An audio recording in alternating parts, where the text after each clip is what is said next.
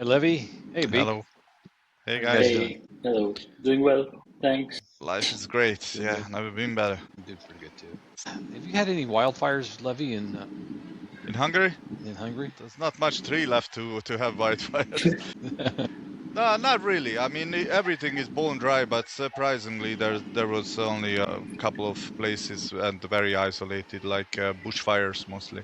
So Good. not really forest fires. We don't have that. I mean, there's plenty of forests in Hungary, but for some reason, luckily, knock on Yeah, wood. knock on wood. Yeah. Literally, knock on the trees. Beek, I don't know if that ever affects you guys. Uh, The level of Not, humidity. no, not in the region where I am living. It's mostly landlocked and no forest. Probably on the western side, not western, northern side where the hills are there. I did hear some news. There were fires earlier around May, June, but not now. Now it's fine. Yeah, so just like Levi, it's been bone dry for us for the last 8, 9 months, so well below normal precipitation. I understand this super El Nino is coming, and usually in an El Nino year for us, southern Utah gets a great amount of moisture. Northern Utah, it's kind of more of a mixed bag, but usually a little bit above average amount of moisture. So we'll see what happens towards the end of 2026. Maybe it shifts around for both Europe and for the United States. And I don't know your weather pattern at all, Abheek. I don't know if it's been abnormally dry, It's wet, been raining. It's been raining raining. since the past 7, 8 days, continuously. Wow, It was sunny today, but yeah, it was okay. I didn't have enough good cool. times. The only ones loving it really for me is most of my dogs. I got one dog. She's not very heat tolerant, but my dogs love it. That's all that matters, right? Yeah. Yeah, As long as the dogs are happy. Speaking of dogs being happy, Abheek, you just launched a new brand or about to launch your brand. Where are you with that? I did, but I did the other way around. I launched it, and now I'm kind of sort of going through the testing that, oh my God. So the plan was to basically have some level of inventory first and Mm-hmm. see, what kind of fabric it is. Is it something good that's been promised? It turns out that the dog t-shirts are not really very good in quality. So now I'm kind of looking for suppliers, Mm. real suppliers whom I can talk to and not just go through the drop shipping route where I don't have a clue about, who the supplier is and how they're sort of working. There's no communication basically other than just the tech part of it, just dashboard. So I'm figuring that out. But at the same time, the website is live. I did reach out to some friends and said that just buy something because designs are mine. I've sort of put in a lot of effort to create the designs and make them a little bit different than what I see on e-commerce platforms. So yeah, just working that out. What's your Sounds website? good. It's boscodanny.com. BoscoDanny.com. I'll put that in the notes as well. Thank you. Good deal. Good deal. And Set out. we'll get your first foreign purchase made by one happy man wearing. I'm trying to figure out what your shirt says. I pun. Levy. Levy, you need a dog inspired T-shirt now. I run. Oh, I run. I totally messed that one up, man. Sorry. It's a, it's actually I think it's from Montreal. I'm not sure. Nice. Probably something in the back as well. I don't know. I see walk. Walk Those are the ones that are costly when it comes to printing. Yeah. front and back. Front and back. That's cool. That's cool. And Levy's about to. When did you take the driving test? When did you get your license?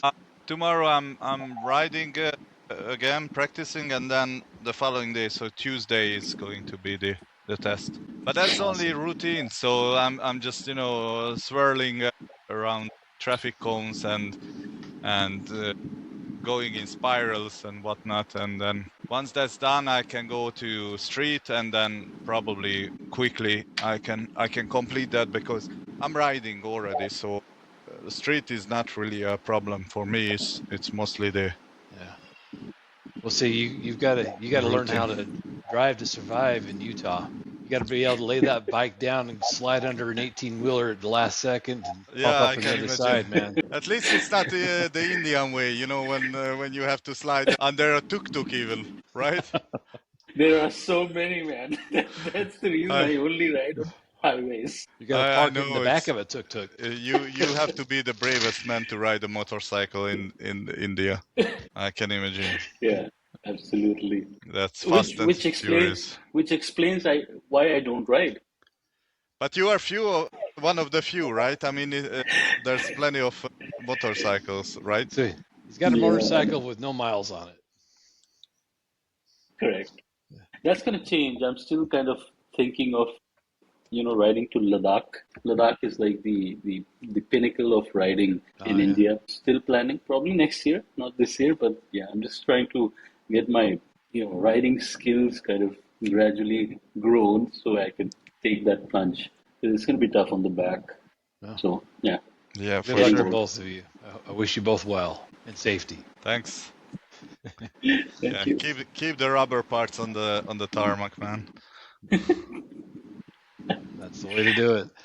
So we're talking a little bit about the availability of skills and hiring.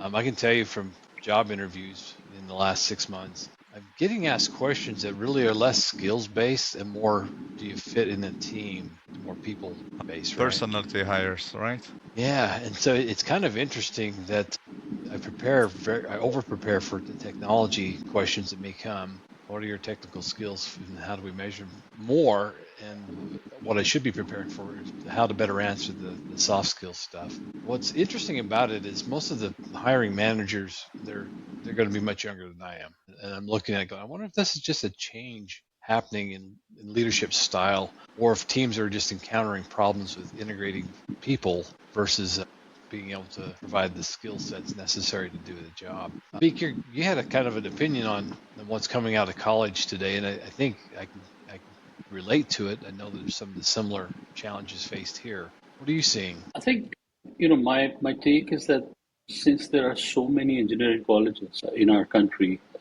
the top tier, the folks who are coming out of the top tier colleges, they are still going to get, organizations that go to the colleges and conduct campus recruitment, and they obviously are folks who are going to be, good in terms of skills and learning abilities and attitude.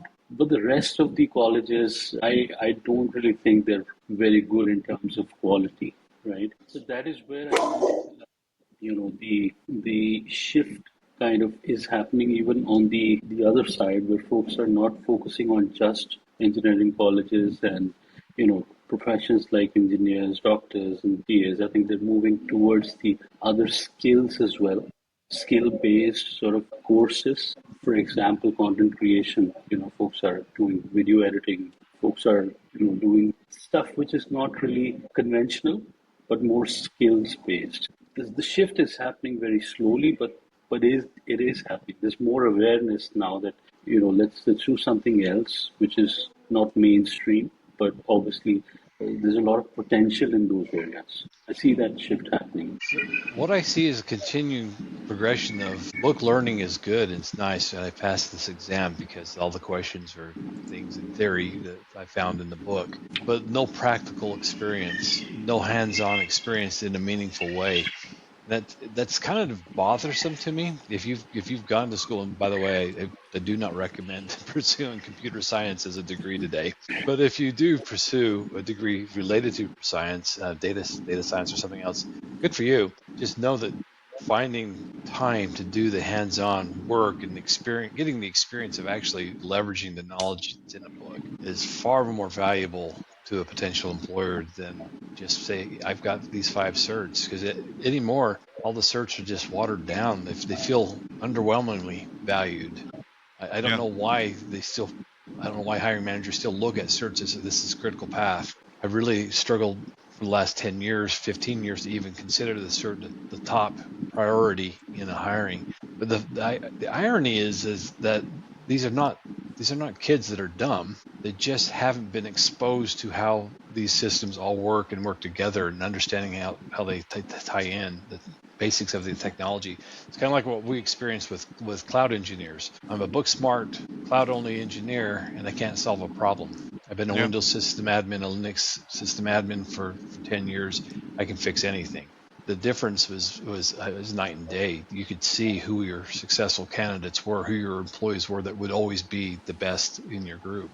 Like you, Levi, you're at the top of your class. What do you see with when you work with junior people? Is it a similar thing, or I mean, how do they come across, especially new people coming in? Well, it's there's two types, I think, and it all comes down to, I understand that companies are requiring certain degrees or certificates and stuff like that because they don't know any other ways to determine a person's long range capability of learning or patience or interest in the field, right? But on the fly, it can go really fast sideways, and that's what I learned as well. That maybe a guy without any degree or in IT or technology in all is more eager to learn or more adept of understanding the technology and the logics behind it than someone who spent years in the college or university, and the only thing that they can be certain of, that they can sit down, learn the curriculum, and then tell it back at a certain point. But it doesn't matter if you don't understand Yeah. what you're learning. I think that's exactly what I was trying to say. Always hired from the three pillars I considered the most important: attitude and aptitude being the two most important, and skills. Yeah. You didn't have to have all the skills necessary for the role, but you had to have the basic and fundamental skills. And I hate to overuse the mindset terminologies. You remember we had that focus, Abheek. You got to push the growth mindset. The growth mindset. What does that even mean, right? With no context, what does it mean? Then the other one is curiosity. And I think, Yeah. Levi, you're describing people that actually naturally have curiosity. They're interested in how things work. You know, they were when they were a little kid, they took their mom's vacuum cleaner apart to see how it worked. That was me. Yeah, Yeah. didn't put it back together in a working state, but hey, Yeah, well, disassembled it just fine, man. I Taking can it apart. I can put it together, but the first Yeah. couple of years it was only taking apart Yeah, things. yeah, taking them apart. And it's amazing how many spare parts you could have and put something back together. I never understood why I had so many spare parts. But that's how you kind of look around. And my advice to people going to college for any degree is make sure that whatever the field is, you have that curiosity for how does this tie in with this other field or with this other technology or with this practice. How do they all come together to make a solution? And without that curiosity, without that tinkering, it's really hard to be successful. And then I saw a lot of really good people, native cloud experience, but no practical experience hands-on in solving problems. Very Yeah. smart people, very good people, just not the right person for the job. Mhm. And I think that's what you're describing, Abik, is you come out of these schools specialize in memorization exercises. Basically, I Yeah. memorized the textbook. Yeah. Yeah. So it's Exactly. interesting. How's it impacting your work environment, Levy? Well, in my As current much as you can tell. yeah, in my current position, there's no one around who's like a junior, so I can't really Okay. tell. But we've been working with much more junior people in the past. So yeah, that's what I was coming off with. Now the team that I'm working in is more media or seniors. So it's okay. I'm the more junior there because I'm still learning. There's so many Yeah. entanglements between the system. It's just maddening. But yeah, well, you have to learn it because you have to learn it on the fly. There were trainings that I looked at and didn't make sense, and then now when I'm watching them again, okay, well, now I see where this ties in and why. Well, but still, yeah, a lot of things are not making sense. But well, with time it's going to be okay. What I'm surprised is that why are we expecting good results from a young adult? So let's say somebody is 18, okay, you're a young adult, you could start working, right? But no, let's just stay for another 3, 4, 5 years in school, learning something that you haven't even experienced yet, but maybe in the school you will have some sandboxes that you can experience in or experiment with. But by the time you get out from school, technology already shifted a bit, so it doesn't even make sense why we expecting good results out of this system. What I would think that would benefit most of people is to, once you graduated from high school, go and do something that you think you're interested in, and then after maybe a couple of months you say that, oh well, this is not for me. You haven't spent another 5 years of your life studying something that sounded good because it comes with a great paycheck, and in school you won't really understand the fatigue, the repetitiveness, the soul killing of what can possibly happen to you Is if that it. what we did to you? No, I'm no, it's sorry. not me. I love, but you see, this is what I mean. If you're a people person, then searching for a glitch in code in Azure will kill your soul because it's Yeah. just doesn't. Oh yeah, it's It's not for mundane and you. no, Going it's through XML after yeah. XML to find that one bad setting, and then when you find it, it's like, Yeah. eureka!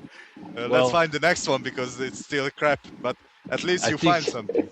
yeah, I think we talked about this previously. We were looking at another part of the organization, another team's CI/CD pipeline, and those workflows. Just trying to find traceability from beginning to end, you couldn't. It was blank in between in so many vital critical areas, and that's the outcome from what you're describing. Is it's mind-numbing, soul-killing work, and yet we were focusing on just the people element to get this completed. Nobody's following up to make sure it was done right. Yeah. So maybe if they're following up, they don't know how to tell if it's done right.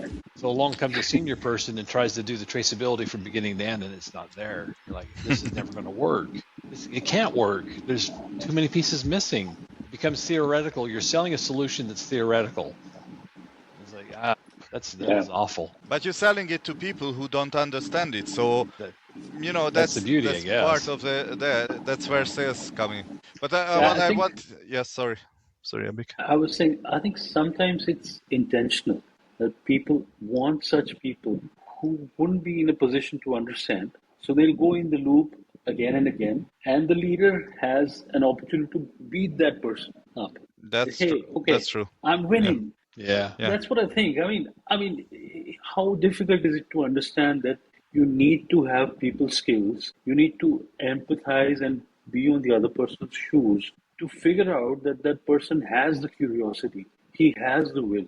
But if you're on the other spectrum, that I don't want anyone who has the curiosity, because tomorrow he can replace me. exactly. Yeah, that's Yeah. the fear factor. A lot of leaders won't hire somebody they feel threatened by, and Yeah, that's Don't call them unfortunate. leaders. Call them Yeah. yeah, managers. that's, See, yeah, yeah. you should always hire somebody that can replace you. You should always have a succession plan and look for that person that can replace you. Yeah. Unfortunately, Right. that's not the common practice. And that's the reason, Troy, have complicated processes, have a huge service Yeah. Yeah. catalog which you'll take a day to read through. Because the other person is winning, right? He's giving you Right. that piece of Excel and wanting you to memorize it. That has no value. Yeah. That No. has It's no a form value of whatsoever. gatekeeping. We Yeah, eventually, right? absolutely. Yep. Absolutely. Artificial gates everywhere. No, that curiosity factor it's so important, and it's funny is when I tie it to what I like to do personally. I love to work on cars. Always have. In fact, my last 2 years of high school, a quarter of my day was spent both years, 11th and 12th grade in the U.S. Both years in vocational auto mechanics. Fantastic. I loved it. I would never pursue a career to be a mechanic because there's just too much junk in that career path from my point of view. But I know a lot of mechanics have made a great living out of being mechanics. I'm more of a hobbyist, but you have to have that curiosity and desire to move forward with it. So I've encountered things I've worked on that I've never seen it before, especially with more current models of cars. You know, my youngest daughter drives a Porsche. I'm like, who designed this damn thing? You have to take half the car apart to get the air filter out. It's like, this is stupid. but it's still that curiosity in going into it. But you look at how well designed the car actually is, and except for the maintenance elements, it's a fantastic Appreciate it. car. Yeah. Yeah, I appreciate the design and everything. It works so well, just not from a maintenance perspective. To have to disassemble the front end of a car to get an air filter is stupid. And then in her case, she has 2 air filters. So I got to do left and To right bank, side. right? So it's like, oh my gosh, half my day is spent. But it's cool. You do it once, it's fun. The next time you do it, you bitch and moan about all the disassembly. But now I've already done it once. I'm faster the second time, and I enjoy doing it. I learn from it, and that's just a simple thing. That's the simplest of those tasks. If you approach what you enjoy doing, and I've always enjoyed something auto mechanic related, working on something, because it's tangible evidence of I started with this, I finished with this, I know what I've done. Just never found that place to make a living out of it. I'd be a terrible mechanic. I'd get pissed off if somebody brought in their mud-covered, Exactly. no oil change car, and I had to look at it and say, "Why have you done this? I'm now cleaning up 3 years of your neglect." Grease. I'd get pissed, right?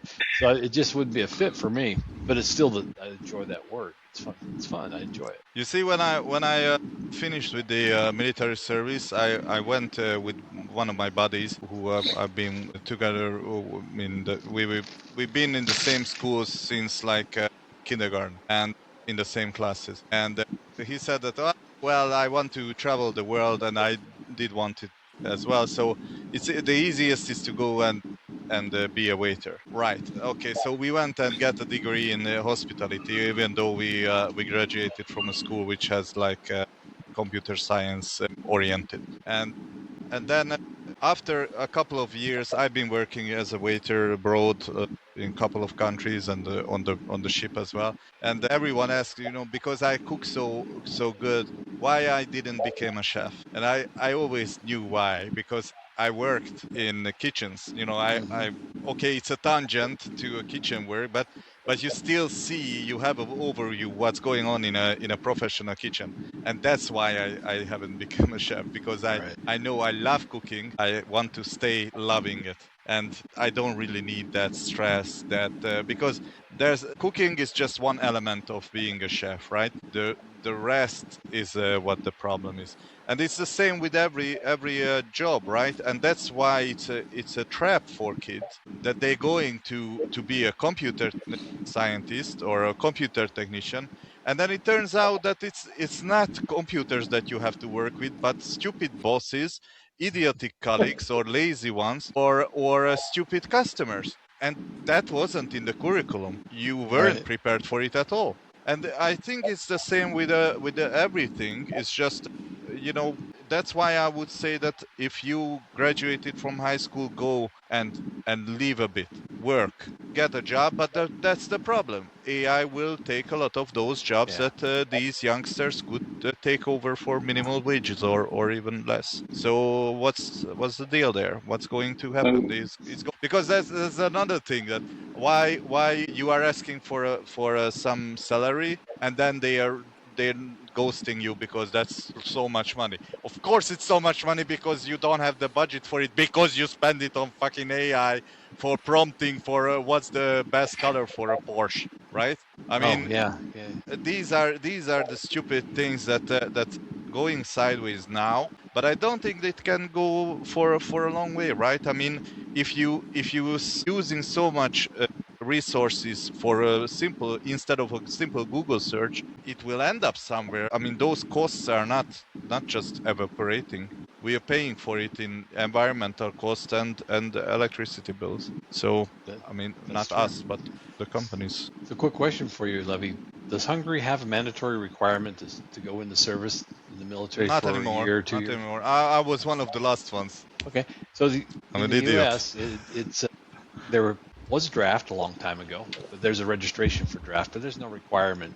And actually, I look at some of the countries. South Africa was one I'll pick because I have a neighbor who is from South Africa. Mandatory service, I think 18 months in the military.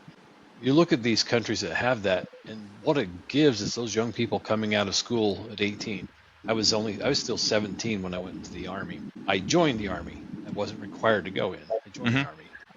But those countries have produced people that have these life experiences of that military service that cover what you're talking about. Yep. You learn how to feed yourself. You learn how to clean up everything. You learn how Follow to orders. follow orders, especially. You're more mechanically inclined because you have to handle your own break fix Yep. for Yeah. whatever equipment you're working on.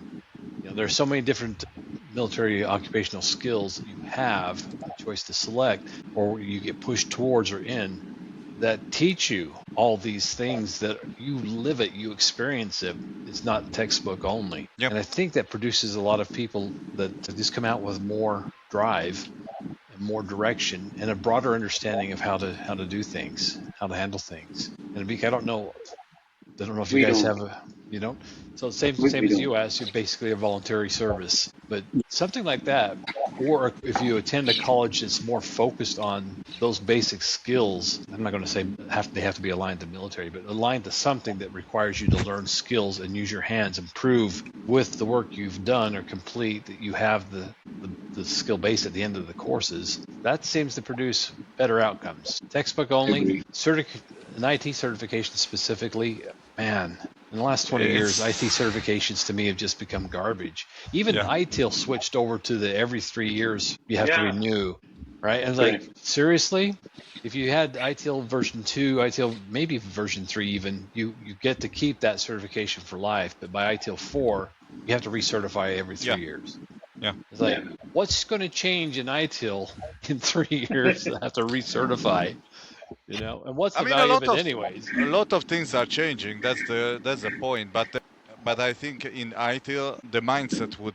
I mean, the mindset isn't changing. Maybe some rules are No. changing, right? But Yeah, I will give it credit. I started with ITIL version 2. It did not certify in version 2, but I did in version 3. Those, you had a catalog for everything, right? yeah. They were hardcore, locked in, blah. ITIL 4 is more of a blend of project management, DevOps, security, Hmm. legacy ITIL practice. It's actually the first time I actually looked at ITIL and thought I see value. I didn't see as much value except for the service catalog creation in version 2, version 3. I've always valued the service catalog, but for the most part, I didn't really find a lot of in-depth value. Because for me, it wasn't that tangible. You had too many niche, skill-specific change management focus or whatever you were part of. ITIL 4, it's more of I can actually see it and apply it. I still don't think it's worth certifying every 3 years for if you're paying $450 to Definitely take a not. test. But Yeah. whatever, it's just hard to look at paper certifications based off of textbook knowledge and feel I got value. Yeah.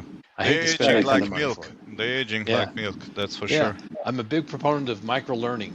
Take all the little short classes you can, like the Udemy platforms, the edX Yeah. platforms, Coursera. Micro learning, I find a lot of value in because it gives you a snapshot in time of focus for something that will change. So you just kind of Yeah. go through your cycle. So I do like micro learning. Should you replace a college degree with micro learning? Probably not. But it's up to you. Each individual needs to decide what path they should be on and where they get the most value out of what they're investing. But I think college is also something you should. High school degree is not a good basis for a college degree, I think, or a college education. You should have some knowledge of the field that you want to pursue. I agree. Otherwise, it's just it's just Yeah. textbooks and Yeah, and I think that's where really good, well-formed intern programs add a lot yeah. of value. But Well, those are gone like 20 yeah, years, right? yeah, we've had a few good interns at the last company. We had a few good interns cycle through, but it took so long to get it set up and rolling.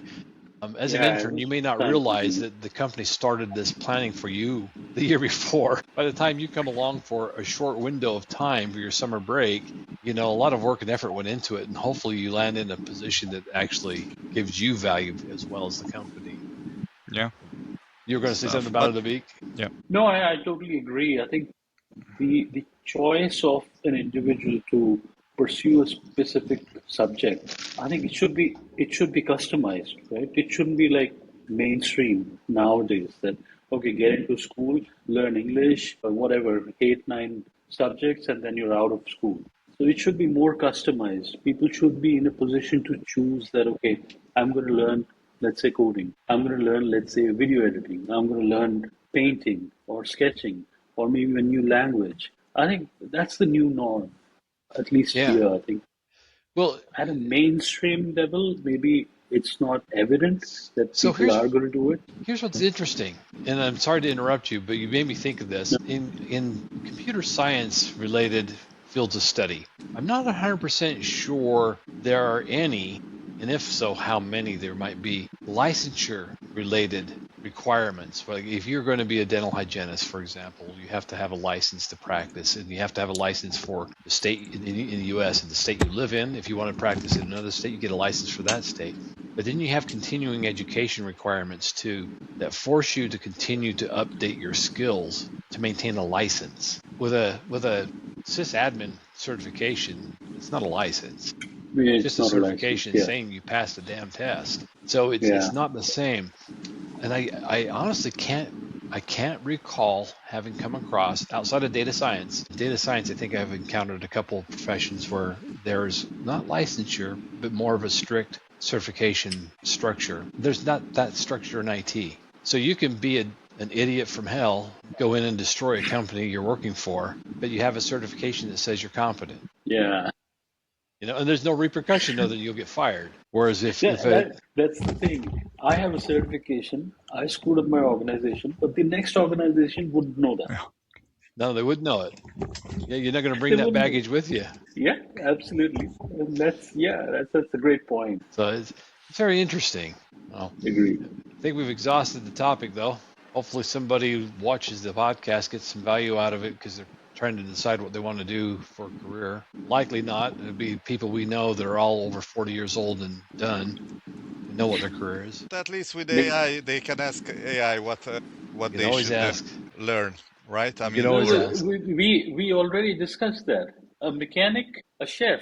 Dude, go ahead. AI is not going to take those jobs. Just because I didn't want to be a mechanic and Levi didn't want to be a chef, Yeah, you should try. You should give it a shot. yeah, yeah. absolutely, absolutely.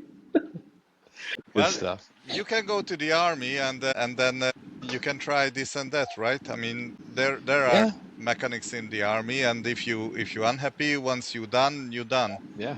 Yeah, and I think the U.S. Army still allows a 2-year active duty enlistment with a year reserve. That's the shortest you can get. Everybody else is 3 or 4, more likely 4 years of your life. So if you're 18 and you go into a branch of the military in the U.S., you'll be 22 when you get out. Mhm.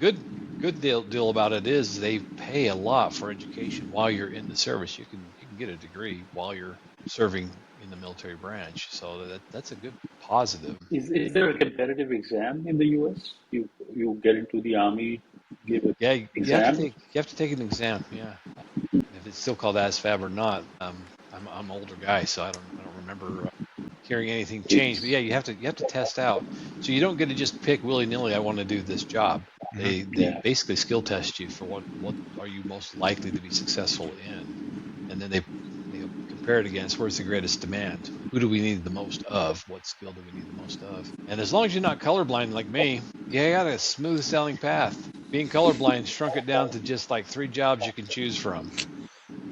Well, you don't really want a guy colorblind have to deal with the red or green button, right? Which one to push? Here's the irony. I am red-green colorblind, by the way. But here's the irony. I can tell you, I have not seen a shade of red I couldn't distinguish from a shade of green. I'm not that kind of colorblind. I see in color. It's just more when you get into purples and blues and pinks where it's harder for me to distinguish which is which. But I typically, by the level of darkness in the color, I can typically guess and I know. So real life, you are operational, like but on the Roche's test, you're failing. Okay. No, actually, I had a good selection to choose from, and I chose the communications field, communications equipment, multi-channel communications with multiplexers and complexity that was at a level that was worthwhile. So I enjoyed it. Good job. Good job. Nice. All right, good discussion. Go Army. Yep. Whatever your favorite branch is. Space Corps. There you go. I don't even want to go there. Well, good talking to you guys, and catch up again.